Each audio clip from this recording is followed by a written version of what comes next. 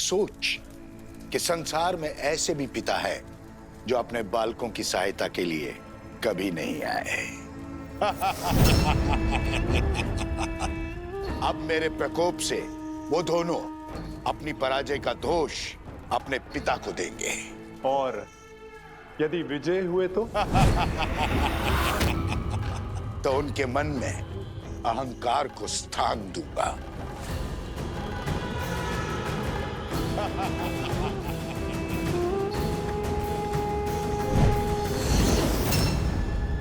अब उन्हें सत्य बताना मेरा दायित्व है।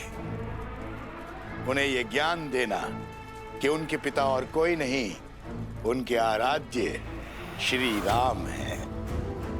और जिस सीता से मिले बिना वो उसके कष्ट को जानकर इतने विचलित हो गए, वो और कोई नहीं, उन्हीं की माता है जिसका राम ने त्याग किया है।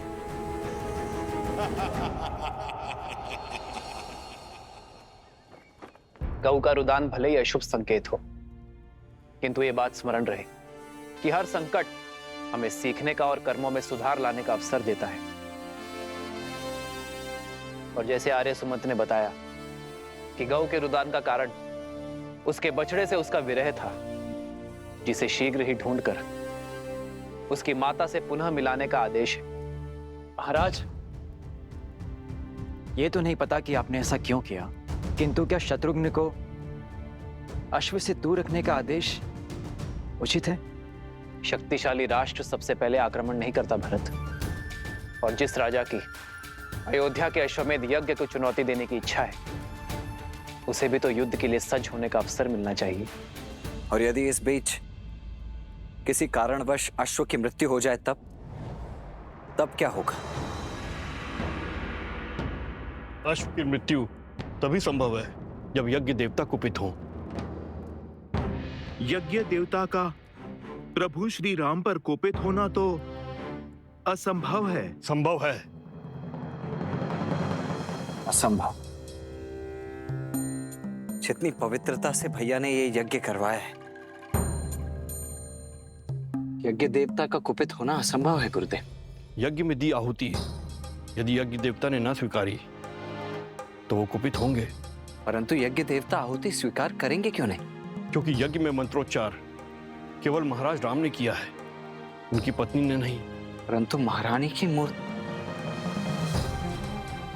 मंत्रोच्चार कैसे कर सकती है?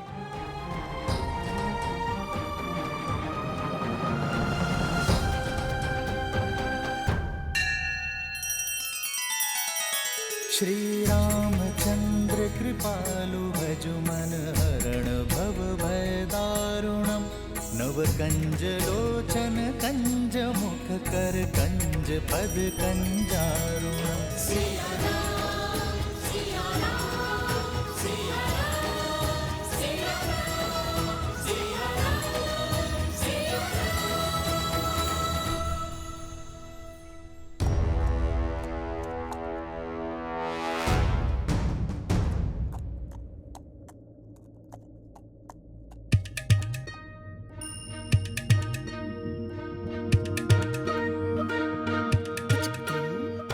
क्या लाए हो तुम?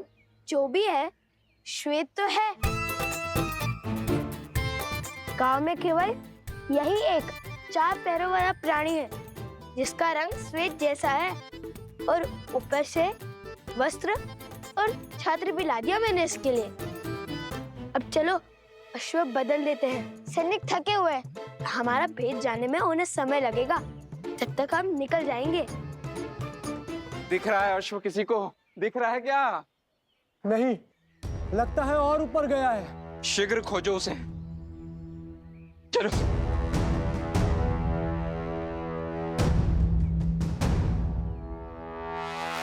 हमें सैनिकों का ध्यान भटकाना होगा।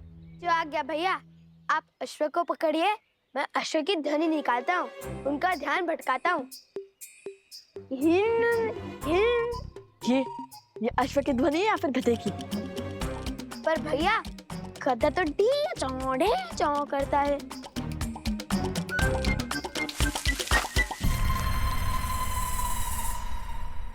कदाचित ये सोर गया होगा।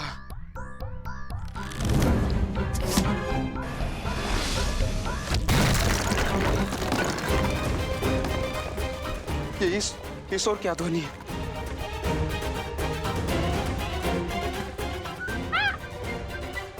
शांत शांत, डरो मत। तुम इसे उस ओर ले जाओ जहां मैंने बाण चलाया था। तुम मेरे साथ आओ।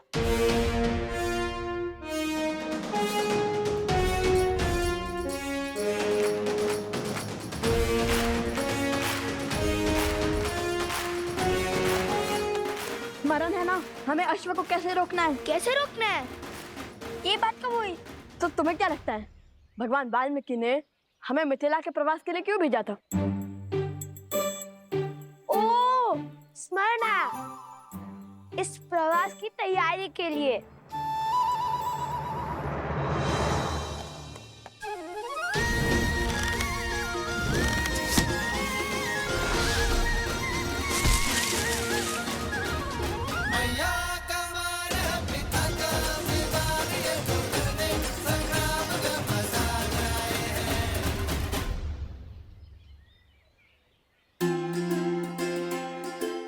सीताराम भैया, ये तो वही अश्व है। राम सिया राम जय जय राम। राम सिया राम जय जय राम। कदाचित इसका हमारा और सीताराम का कोई ना कोई संबंध अवश्य है। क्यों मित्र, हम स्मरण है ना? उस गधे से भय तो नहीं लगा?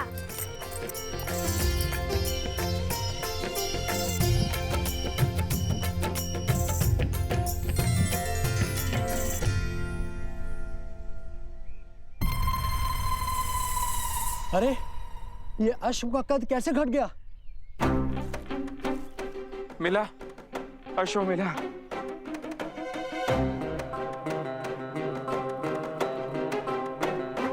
रंग भी बदला बदला सा लगता है।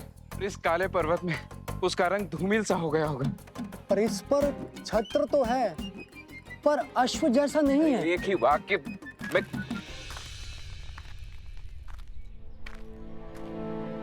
प्रणाम राजकुमार। सेना भी पहुंच रही है। अश्व मिला क्या आप सबको? उस ओर देखिए राजकुमार, हमने एक क्षण भी अश्व से अपनी दृष्टि ओझल नहीं की।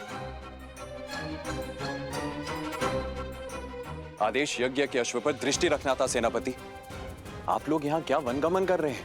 अश्व के पीछे ही गमन कर रहे हैं राजकुमार। ये क्या आपको अश्व दिखाई दे रहा है?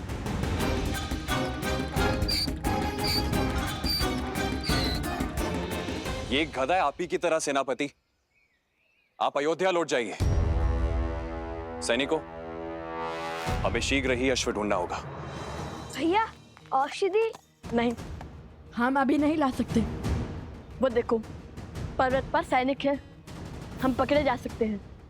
सर्वप्रथम हम स्वर्ण कमल लेकर आते हैं, फिर इसको पास के किसी गांव में छुपा देंगे।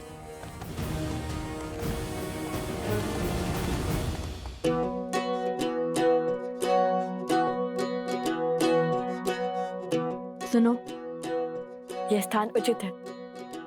यहाँ पर कोई भी अश्व को नहीं ढूंढ पाएगा।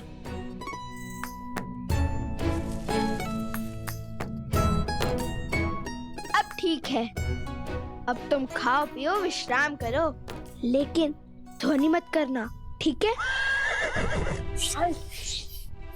ध्वनि मत निकालना।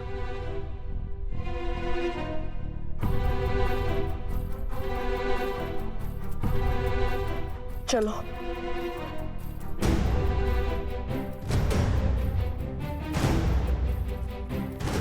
अरे, अब क्यों छुप रहे हैं हम? अब तो अश्व भी नहीं है हमारे साथ। यदि सैनिक ने हमें देख लिया, तो हमसे प्रश्न किया, तो वन देवी के पुत्र सत्य थोड़ी ना कहेंगे।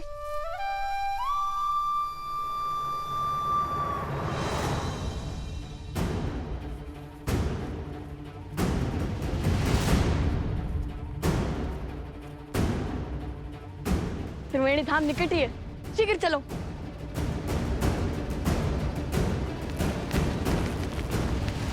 ऋषि कुमार,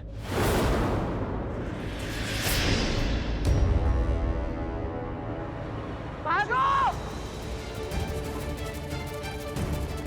अरे रुकिए ऋषि कुमार।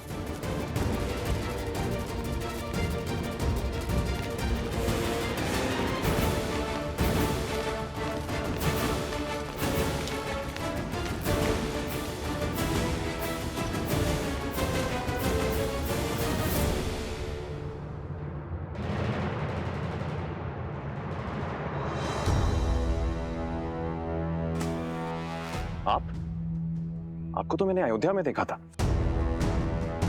और क्या वो ऋषि कुमार वही हैं जिन्होंने अयोध्या में गान किया था? क्या आप क्या कहना चाहते हैं? नहीं, वो नहीं है। तो फिर वो दोनों भागे क्यों? क्योंकि वो असत्य नहीं बोल सकते, किंतु मैं बोल सकता हूँ ना। आपने क्या हमारे अश्वमेध के अश्व को कहीं देखा है? सत्य कही, अन्यथा आपके प्राण संकट में पड़ सकते हैं। सत्य तो ये है, आप और आपके सैनिक कभी एक बाल ऋषि कुमार के प्राण नहीं हारेंगे। और दूसरा सत्य ये है, आप और आपके सैनिक लव कुश से कभी जीत नहीं पाएंगे। राजरुज, वो दिख गए, वो ऋषि कुमार। ऋषि कुमार रुको।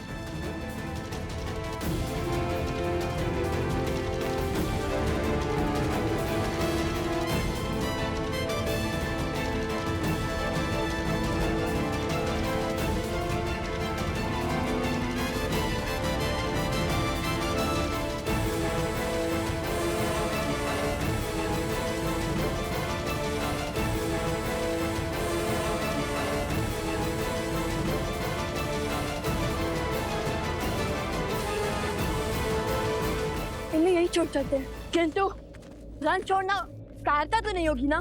कभी कभी रन छोड़ देना ये सबसे बड़ी रणनीति है।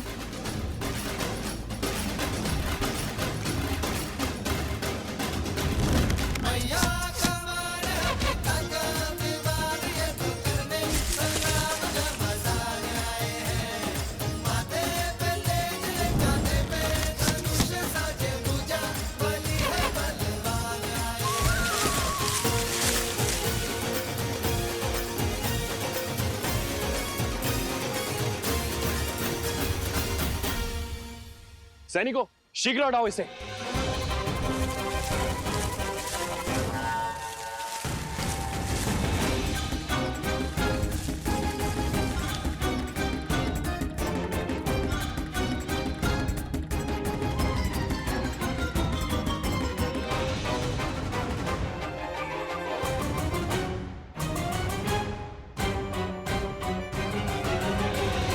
आज तक तो केवल रुके थे, अब फंसेंगे।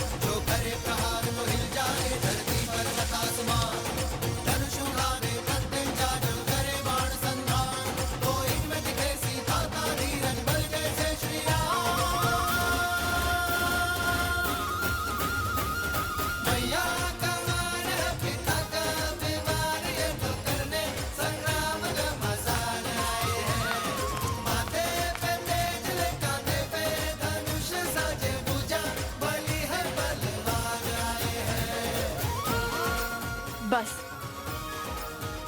अब वो यहाँ फंस जाएंगे, पर हमें अधिक समय मिल जाएगा।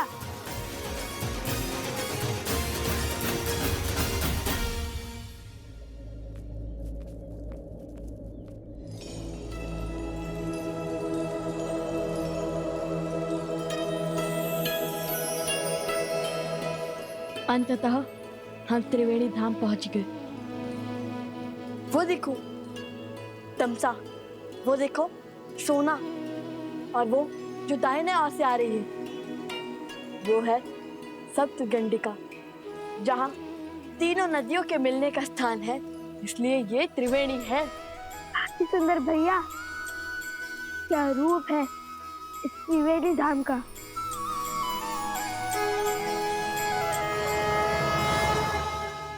भैया अभी आंखें मूंदी तो मन में एक विचार आया। हमने अश्व को तो छुपा दिया, किंतु उसकी रक्षा के लिए किसी को नहीं छोड़ा। चल हम शीघ्र सारे स्वर्ण कमल एकत्रित कर कर चलते हैं, ताकि किसी के वहां आने से पहले हम अश्व तक पहुंच सके।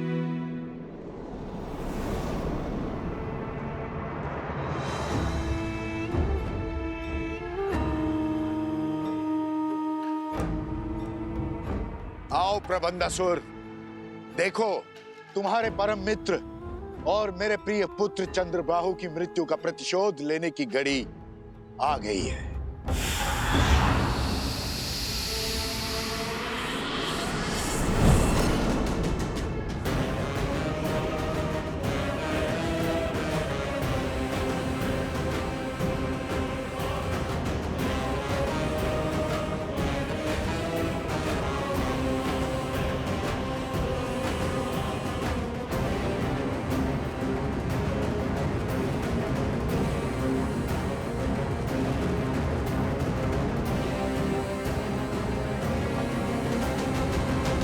महाराज सहस्त्रमुख रावण की जय।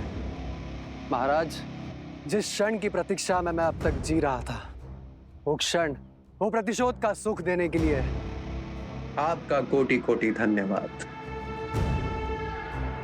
धन्यवाद मुझे नहीं, उन बालकों को दो, वही तो है इस सुअवसर के सूत्रधार।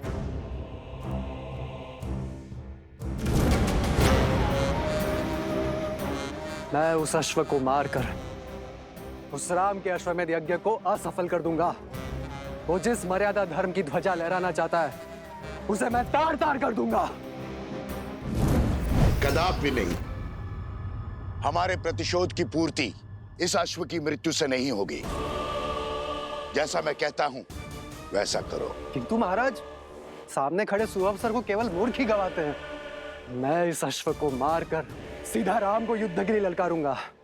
फिर वो तो क्या, उसके समस्त परिवार को समाप्त कर दूंगा मैं। अपनी क्रोधाग्नि को शांत करो, बल से नहीं बुद्धि से काम लो। वचन देता हूं, प्रतिशोध का ऐसा भव्य सुख दूंगा तुम्हें, जिसमें राम और उसका परिवार स्वयं ही एक दूसरे की मृत्यु का कारण बनेंगे। सोचो, एक बार में सबको मारने में आनंद आएगा या उन्हें स्वयं ही एक एक करके एक दूसरे को मारते हुए देखने में आनंद आएगा। और अपनी योजना के लिए मैंने तुम्हें चुना है, क्योंकि छल में तुम्हें मात देना असंभव है। तुम कभी भी कोई भी रूप धरकर किसी भी वस्तु में प्रकट हो सकते हो। मैं चाहता हूं कि तुम यज्ञ के अंत तक इस अश्व के साथ रहो। वो लवकुश बहुत संस्कारी और साहसी है। तुम मेरे साथ मिलकर इस अश्व को इक्ष्वाकु वंश के अंत का साधन बनाओगे। परंतु महाराज, किंतु परंतु यद्यपि कुछ नहीं सुनना है मुझे। जैसा कहता हूं वैसा करते जाओ।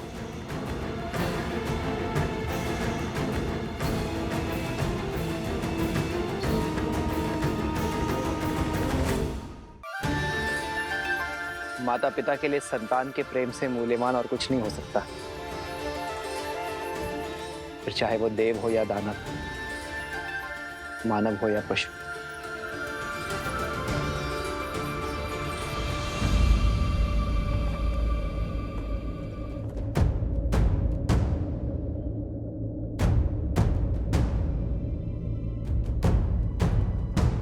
क्या हुआ सेनापति? शत्रुघ्न ने तुम्हें यहाँ क्यों भेजा? मुझे क्षमा करें महाराज, उन्होंने मुझे अति शीघ्र अयोध्या लौटने का आदेश दिया है, क्योंकि मेरी चौकसी में यज्ञ का अश्वक हो गया। अश्वक हो गया?